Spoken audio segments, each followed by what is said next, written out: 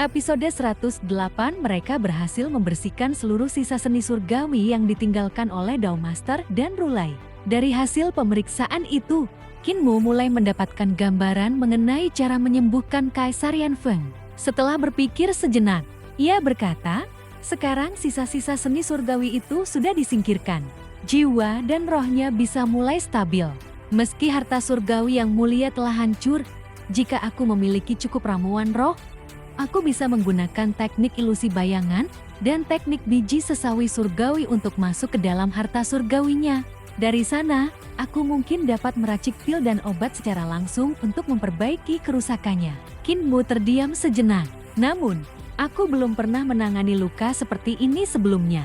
Ia memang pernah mengobati retakan atau kerusakan ringan pada harta surgawi. Akan tetapi, harta surgawi Kaisar Yanfeng telah hancur hampir sepenuhnya.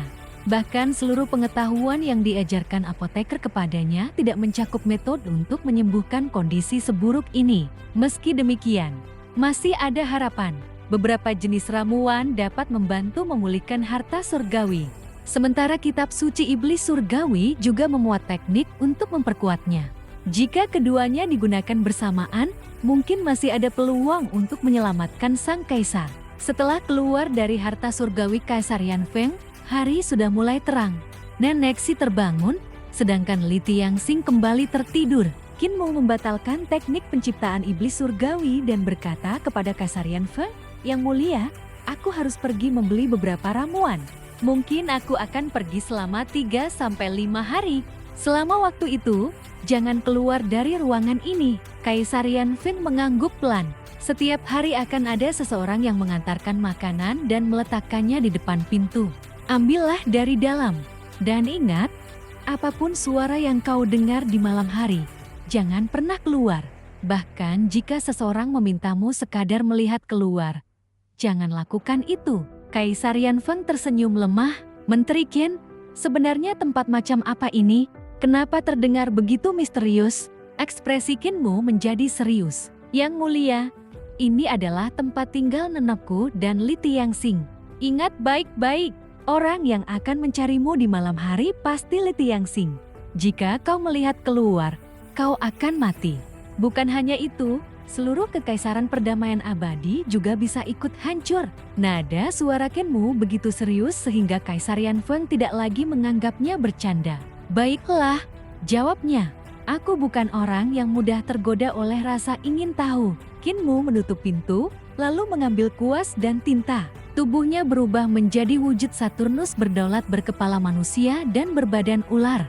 Dengan kekuatan sihirnya, ia menggambar sebuah gerbang di permukaan pintu dan menuliskan beberapa kata dalam bahasa Yodo. Setelah kembali ke wujud normal, ia menulis kalimat lain di tanah. Ini adalah gerbang yang diciptakan melalui teknik sejati Saturnus berdaulat bumi dari kitab suci iblis surgawi. Siapapun yang dapat membaca tulisan ini boleh masuk. Siapapun yang tidak dapat membacanya harus tetap berada di luar. Setelah menyimpan kuas dan tinta, Kinmu menoleh kepada Nenek Si. "Nanak, jangan sentuh pintu ini dengan cara apapun. Jika mengantar makanan, gunakan tongkat bambu. Jangan pernah melangkah melewati pintu tersebut." Nenek Si memperhatikan tulisan di pintu dan berkedip. "Pintu ini berbahaya?" Kinmu juga berkedip tanpa menjelaskan lebih jauh. Nenek Si langsung mengerti. "Baik, aku tidak akan masuk." Kinmu kemudian menaiki naga kilin dan meninggalkan halaman. Saat menoleh ke belakang, ia berpikir dalam hati, kalau Li Tianxing memahami bahasa Yodo, tidak masalah. Tetapi jika dia tidak memahaminya dan mencoba menerobos masuk, jiwanya akan langsung terseret ke Yodo dan menjadi milik penguasa bumi. Kalau itu terjadi, Nenek juga akan bebas darinya. Hari-hari berikutnya berlalu dengan tenang. Kondisi Kaisar Yanfeng perlahan membaik. Ia sudah mampu bergerak meski masih sangat lemah. Namun ia mematuhi semua peringatan Kinmu dan tidak pernah keluar dari ruangan. Setiap kali waktu makan tiba, Nenek Si akan menggunakan tongkat bambu untuk mendorong keranjang makanan ke depan pintu. Kaisar Yanfeng hanya membuka pintu sedikit, mengambil makanan, lalu menutupnya kembali. Sejak menjadi kaisar, belum pernah ia menjalani kehidupan sekaku dan sesepi ini. Pada malam pertama, Ia mendengar suara tawa wanita yang merdu dari luar pintu. Suara itu begitu indah hingga seolah langsung menembus pikirannya. Bahkan 3.000 selir di istana tidak ada yang memiliki suara semenarik itu. Karena kultus Master Qin tidak ada di sini, suara itu berkata manja. Aku akan bermain-main dengan kaisar. Kalau suasana hatiku baik, mungkin aku akan menguliti tubuhmu dan memakai kulitmu untuk menjadi seorang kaisar wanita. Kaisar Yan Feng merinding. Namun anehnya, suara itu tetap terdengar begitu memikat. Hatinya mulai goyah. Ia bahkan hampir ingin membuka pintu untuk melihat siapa pemilik suara tersebut. Namun, ia segera teringat peringatan Qinmu. Ini pasti Li Tianxing. Iblis tua itu sengaja menggunakan suara wanita untuk memancingku keluar. Ia segera menutup telinga. Sayangnya, suara itu seperti sudah tertanam di dalam pikirannya. Semakin ia berusaha melupakannya, semakin jelas suara itu terdengar. Malam demi malam berlalu. Wanita di luar terus mencoba memahami tulisan di pintu. Sementara itu, Kaisar Yan Feng harus berjuang melawan godaan untuk membuka pintu dan melihat siapa yang berada di luar. Pada malam ketiga, wanita itu akhirnya menggerutu kesal. Kenapa aku harus memecahkan teka-teki ini? Bukankah lebih mudah menerobos masuk, membunuh kaisar, lalu mengambil kulitnya? Kaisar Yan Feng langsung tegang. Namun sesaat kemudian wanita itu bergumam lagi. Tidak, ada sesuatu yang aneh dengan pintu ini. Saat Qinmu membuatnya, mata ketiganya terbuka dan seluruh ruangan menjadi gelap. Seolah-olah bukan dunia manusia lagi. Pintu ini mungkin terhubung ke dunia lain.